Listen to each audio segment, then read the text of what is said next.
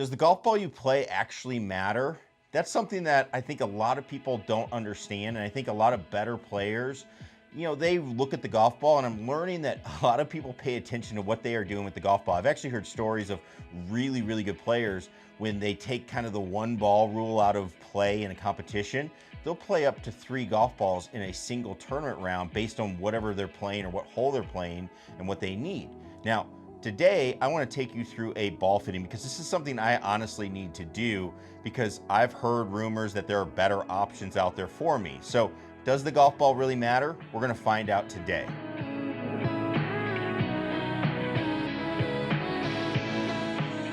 What's going on, everybody? Scott Owen. We are here. We're in the studio. We are going to talk about the golf ball and do a little fitting process here. So I have 3 golf balls here. So all 3 are Titleist. I know that I'm going to be playing Titleist Pro V1. That is what I do. I am a Team Titleist member, full disclosure. So I do want to stay in this family, but I've tested golf balls in the past. I actually have a video of doing that up here where I actually saw that the Pro V1 was the most consistent ball and probably the best performing anyway. It's not the longest ball, but on average in the consistency and the dispersion of shots, it is the best ball. So it's the one that I want to play. So I have 3 golf balls here. I have the Pro V1. That is actually the ball that I currently play. I have the Pro V1X, which is the golf ball that I have tried, but I got away from. And I'll go over the differences of the balls throughout the video. And then I actually have this Pro V1X. This is the left dash version though. So this is kind of a ball. It's designed to be in between, and I've heard a lot about and I've experimented a little bit with, but now I'm ready to really decide if this is going to be a good ball or which one's going to be the best fit for me. So without further ado, we're going to jump into the testing. So here's how we're going to do this today. Just because we don't want this video to be 70 hours long, we're going to do 3 shots with each ball at 3 different types of shots that I think matter. So we're going to do kind of a little bit of a half-ish type wedge shot, not like a pitch shot, but a half type wedge, 50, 60 yards. We're going to do a 6-iron, and I'm going to do the driver. And then we'll talk about those numbers as we go through each one. But without further ado, let's just jump in. Let's see what we got. Now, one other thing, all 3 of these golf balls, they are RCT golf balls.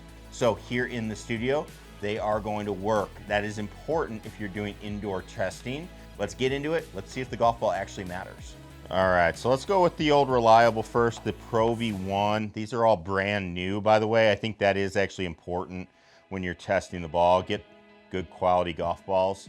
Don't test old ones. So we're gonna start with this little wedge shot as we go. Again, trying to hit it maybe 50 to 60 yards. I'll try to just make the same swing. Things that I'm looking for spin, I'm looking for launch, and just seeing what I get with each of these.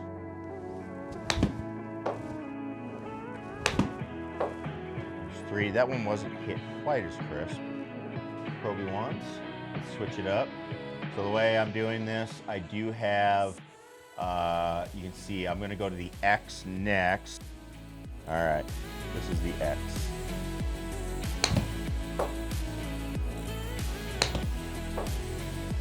There's definitely a feel right off the bat with the X as we go. Just feels a little bit harder. A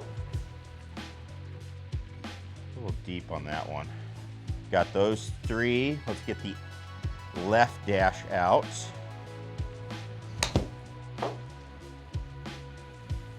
Wow, noticeable drop in spin off of that on the left dash. That's interesting. Like, noticeable drop. Not much difference between the X and the regular on these shots. Get that one a little less. Man, that spin dropped off. That's crazy. All right, driver it is.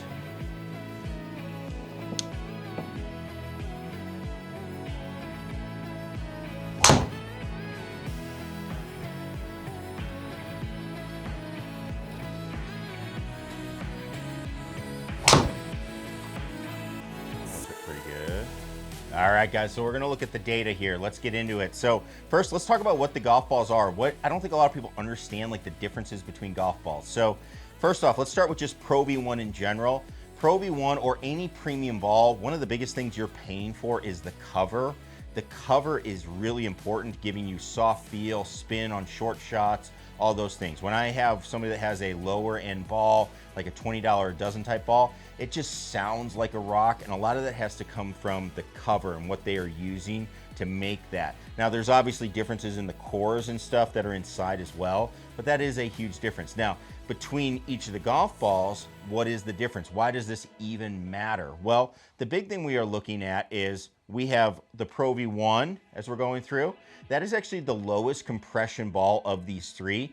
Now, don't get me wrong, it is still a high compression ball, but low compression, the lower the compression, the slower the ball speed will be, but also the lower the spin is going to be. So that can be a good thing, because if you have, let's say you don't hit it fast enough, if you're getting less spin, you can still actually hit this ball farther than something you have more ball speed with, because you can't, if you're hitting it too slow, you can't overcome the spin that is created by the higher compression balls. That's something you have to look at. Now, the Pro V1X is going to be the highest compression ball. This one is meant, you know, hey, we want to have fast speeds, and we also need some spin to keep that ball in the air. So if you're a fast player with low spin, you might need the X to help keep that ball in the air so it's not diving out or you have no control going into the greens. That's a big deal. Now, the Pro V1X left dash was meant to really fit the gap between these two golf balls. So we had the left dash that was, hey, we want more ball speed, but can we also keep the spin off? Now, there are a bunch of varieties of golf balls across all the manufacturers for tour players and stuff. This is one that actually made it to market for the masses because so many people they found were needing this, and this is that left dash golf ball. So this is the one I'm really interested to see how it performs, see if it's gonna give me more distance, but I still like what I get with the Pro V1, the regular one, as we go. So let's take a look at our data. So I do have this summed up here, so I'll go through it a little bit. So it gets a little weird with FlightScope when you're doing kind of different golf balls. So these top three are gonna be all the wedges. So you can see here, as we go through, here's our summary on the lob wedge with the Pro V1. Here we go. 9,500 spin, about the same with the X. One thing that's interesting is 8,300, like a 1,200 RPM drop with the Pro V1 left dash. That's crazy. That's crazy. Now, one thing I do also like to look at with wedges is the ball coming off faster. So you can see here, pretty similar with our smash factors as we're going through. And the vertical launch is actually pretty same, but I don't know about that spin. That's pretty crazy to me as you're going through. Now, let's dive into the 6 irons. So what we're gonna see here in these next couple, these 6 irons are gonna be right here, the 6 iron, then the X is the top row, the left dash the top row. So when we look at the 6 iron with the Pro V1, we actually are getting 4,300. With the left dash, we're actually getting slightly more, which kind of makes sense because it's a little bit higher compression. So that's actually not that unexpected, I guess. But we are seeing with the X 5,100. And that's one thing I actually really kind of get scared about with iron shots is I don't want the ball to balloon. So seeing it go up by like 700 RPMs or 800 in this case, that actually can be a little bit concerning to me, but something you want to take a look at. Are you getting a consistent spin or a spin rate that you like? Now, if we look at our carries on these shots, okay, let's go through and take a look. Carries on these, so 6 iron 180. The X actually I lose a yard, but again, it's because I get so much spin on this thing that it's kind of crazy as we go through of what we're getting. You can see the ball speed was actually slightly up on that. Now the left dash, I actually lost a touch of ball speed, so that's interesting. The thing you can look at for that is your smash. I did drop a little bit in smash, so it doesn't mean maybe I didn't hit those. Again, this is only 3 shots. It's kind of hard to tell as we go through. But that's something I would definitely look at. Now launches, also I would look at, very similar, a little bit lower on the left dash. So maybe I caught it a groove low. I don't know. They felt pretty good, but that's just something I would look at as we go through.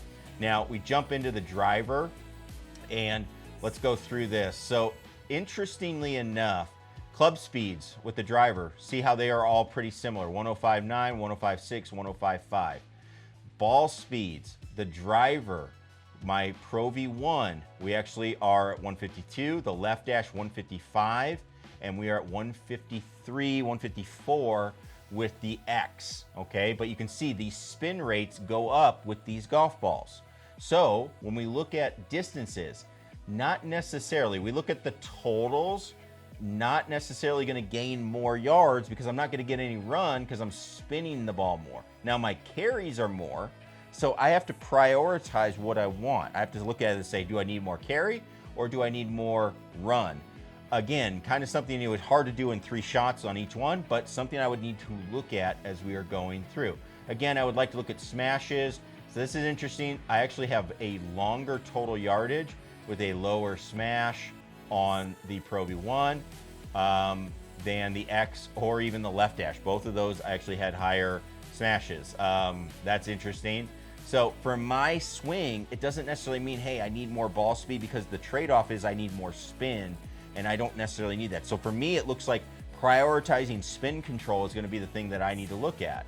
Again, this could vary based on who you are. Hopefully this is something you'll look at and you'll say, hey, I need to do a ball fitting, or I need to do a ball test, because it could make the difference of 7, 8 yards in carry with a driver, could make the difference between, hey, 10 yards. If we go back to our 6 irons, it could be a couple of yards as we go through those. It's just one of those things that we want to look at, but the idea being, hey, do I have a golf ball that fits my needs? I'm somebody, I tend to want to keep spin off the golf ball. So the left dash is definitely an option. Now, I think that's crazy. I'm not willing to sacrifice that much on my wedge shots. So then we go to the next one. That's going to be Pro V1. So I'm probably in a good spot, but it is something I'll keep testing, and hopefully you'll be doing that as well. I encourage you to try a few golf balls out and see if you have the right one. It's not just, hey, pick whatever comes out of the lake and play it. There is a reason and a madness to what we are doing. So I'd love to hear what golf ball you're playing and why you play it down in the comments below. Leave that comment,